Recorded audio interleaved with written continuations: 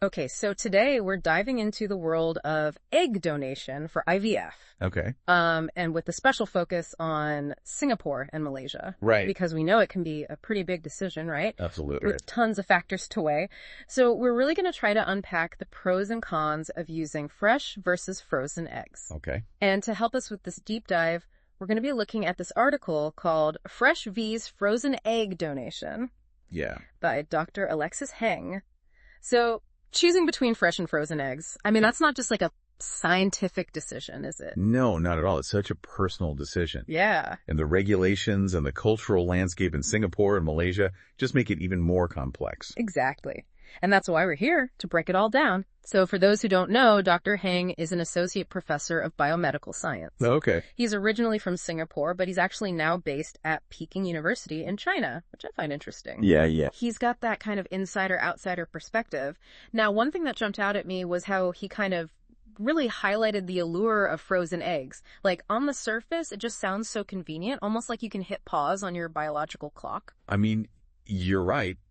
A lot of people are drawn to the convenience factor. Just imagine you wouldn't have to sync your cycle with the donors. Yeah. And that can be so stressful and so time consuming. Oh, totally. Plus, you get to just avoid that worry about cycle cancellations because of something like OHSS. OHSS. Ovarian hyperstimulation syndrome on the donor side. Okay. So what exactly is that? So basically, it's a rare complication, but it can be really serious, and it can happen when they're retrieving the eggs. Right. And essentially the ovaries, they just become super swollen, painful. Oh, wow. Which obviously is not comfortable for the donor, and sometimes you need medical intervention. So with frozen eggs from an egg bank, you don't have that risk. Makes sense, yeah.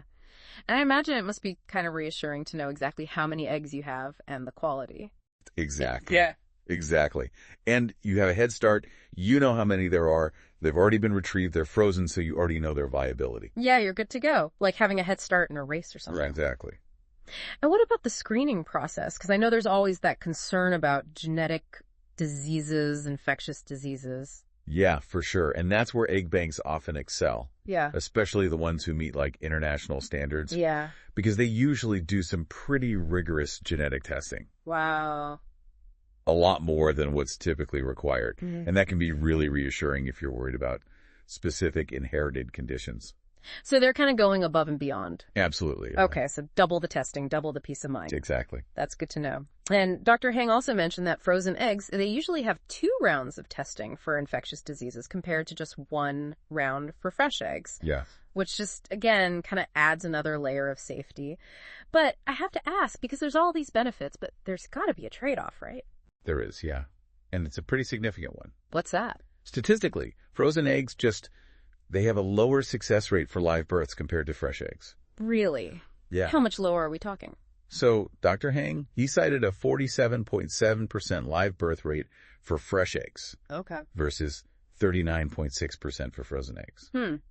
That's a pretty big difference. It is. It's a noticeable difference. So you really have to weigh up, convenience versus, potential for success. Yeah, you're making me think now. So, I mean, that difference in success rates really makes you think about those trade-offs, right?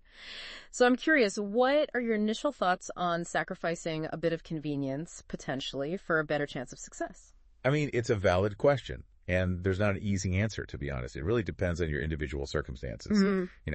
How much risk you're willing to take, where your priorities are. Right. So frozen eggs, I mean, it's not like a guaranteed home run then. No. So what else do we have to consider here? Well, I think it's easy to assume that just because they're frozen, they're invincible, but that's not the case, Right. Freezing and thawing them, that is a really complex scientific process. Yeah. And not every egg is going to survive. Wow. It really is a delicate dance between biology and technology. Yeah. And Dr. Heng explains that a lot of the success with the thawing depends on the compatibility Okay. between the freezing and thawing protocols that are used by the egg bank and then the clinic where you're actually going to do IVF. So even if an egg bank has like top-notch, like the best freezing techniques, if my clinic doesn't have, a compatible thawing method, it's almost like trying to fit a square peg in a round hole. Exactly. You've got it. And if those protocols aren't perfectly aligned, that egg just might not survive. Wow. Didn't realize it was that intricate. And speaking of intricate, I mean, what about actually getting those frozen eggs to me? Right. That can't be as easy as just ordering something online. No, it's definitely more complicated than just the shipping costs and the delivery dates. Right? Yeah. You've got specialized cryogenic containers. You've got tons of paperwork. You've got to make sure they don't go through airport scanners. And then there's always that risk of delays, damage. Yeah. So hearing you talk about those logistical hurdles, I'm kind of starting to appreciate just the simplicity of the fresh donation. Yeah. Even if it means a bit more coordination, right? Yeah. So, okay, frozen eggs. Hmm? Convenient, but clearly there's trade-offs. So let's flip the script. Yep. Let's look at fresh egg donation and see what advantages that might hold. Let's do it. So with fresh donation, I think one of the big advantages is that there's a potential for higher success rates. Right. We touched on that. But it goes beyond that. Okay. Often with fresh donation, you just have more eggs available. Right. Which is a big deal if you want to have more than one child.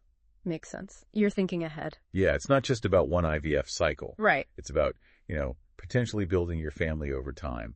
And, with fresh donation, you might have enough for multiple IVF attempts, or you might even be able to freeze embryos for the future. Okay. And this is where I think Singapore's regulations come into play. Yeah.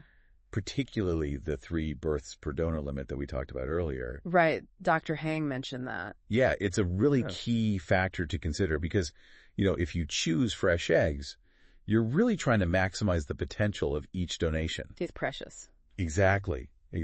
Yeah. And, speaking of regulations, that in Singapore, you're not allowed to choose the sex of the baby. Right.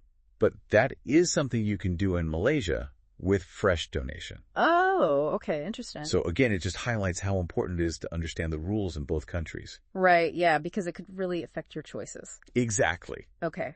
So fresh egg donation, it does sound like it's got a lot of kind of advantages. Yeah. But let's be real. I mean, logistically, it's a bit more complicated, right? Yeah, for sure. It's definitely more involved. I mean, trying to coordinate your schedules with the donor. Right. And going through the egg retrieval process. Yeah. That can be really disruptive, especially if you've got a busy life. Yeah, I imagine it could almost feel like a second job, just trying to manage everything. Speaking of managing it all, actually, Dr. Hang had mentioned something interesting in the article, and it kind of caught my eye. Yeah. He was talking about how some patients, they actually use a local clinic for most of the IVF prep work. Okay. So like the hormone injections and monitoring. Right. But then they only travel for the actual procedures, like the egg retrieval and the embryo transfer. Okay. Is that a common thing? It's actually a really clever workaround. Okay. And it just shows how much cross-border healthcare is growing between these two countries. Yeah. So if you're based in Singapore and you're open to using a Malaysian clinic, Right. this kind of arrangement, it minimizes the travel, Okay. minimizes the disruption. That's huge. But you still get the benefits of the fresh eggs. Yeah, that's great. It sounds like if you do a bit of research, Yeah, there are these creative ways to make it work. definitely. So we've talked about the logistical challenges, Yeah. but we can't forget the ethical considerations as well. Of course. Yeah, you're right. Dr. Heng touched on some really important ones in the article. What are your thoughts on that? I think, you have to be really, really careful. Right.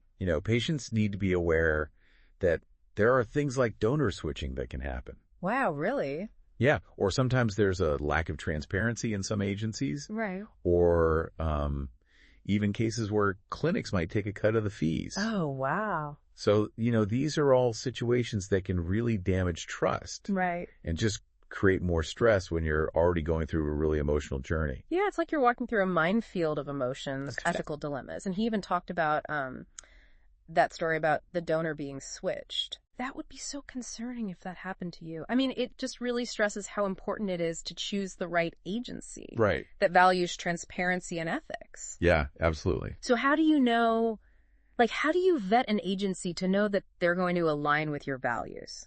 That is such a good question. Yeah. Obviously transparency and open communication. Yeah. They're so important. Right. Don't be afraid to ask the clinic or agency direct questions Okay.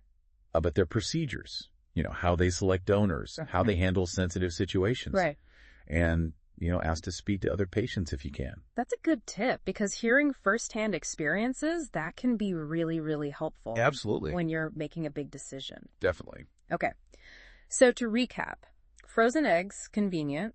Yeah. Potentially a bit more information up front about genetics. Right. But maybe a slightly lower success rate and some logistical hurdles. Right, yeah. Fresh eggs. Yeah. Higher success rate, potentially more children. But a bit more coordination. Yeah. And then some ethical things to think about. Yeah. It's a lot to weigh up. It is a lot to weigh up. So it sounds like really it just comes down to your own personal cost-benefit analysis, right? You've got it. It really is about understanding your circumstance. Right. What matters most to you. Right. And then weighing up the pros and cons in that context. Yeah. So with frozen eggs, you're saying if someone is like really big on convenience and they want to get started like right away, Yeah. frozen eggs might be a good option, even if the success rate might be a little bit lower. Yeah, absolutely. Because it's about speed for them. Right. Exactly. And kind of like minimizing the hassle factor. Yeah. But if you're thinking, okay, I really want multiple children, ideally from the same donor, Right. then it might be worth it to, go through the whole fresh donation process. Yeah, makes sense, makes sense. Reading through all of this, I have to say, even just from an informational standpoint, Yeah. it's a lot to wrap your head around. Oh, absolutely. I can only imagine what it's like for people who are actually making these decisions. Right. Because it's heavy stuff. Yeah, it is. It's not just about like choosing a treatment path. It's about family and parenthood. It's big. Yeah. But I do think, Dr. Heng, he does a really good job in this article of really breaking down all the complexity. He does, yeah. And all the rules and regulations, and even just those little details that I don't think most people would even think to ask about. Right. And I think that's what makes this kind of deep dive so valuable. Totally. Because it's about, making sure you have all the information. Yeah. All the different perspectives. Right. So you can make the best choice.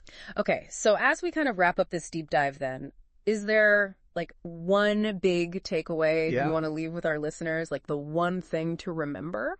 I think it's, don't be afraid to ask questions. Oh, okay. Yeah.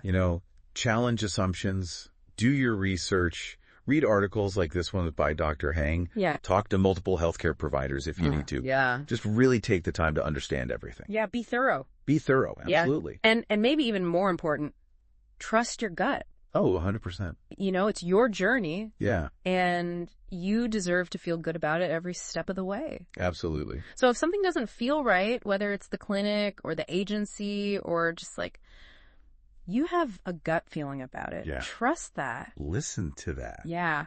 Exactly. Exactly. Well, this has been, I think, a really thought-provoking deep dive for sure. It has. Into, like you said, a very personal and frankly a very complex topic. Yeah. And to our listeners, if you're on this journey, you're not alone. Not at all. There's resources out there. There are people who understand what you're going through. 100%. And there's a whole community ready to support you. So please reach out. Yes. Ask for help if you need it and keep those conversations going. And on that note, we'll wrap it up here. But until next time, keep learning, keep growing, and keep diving deep into the things that matter most to you.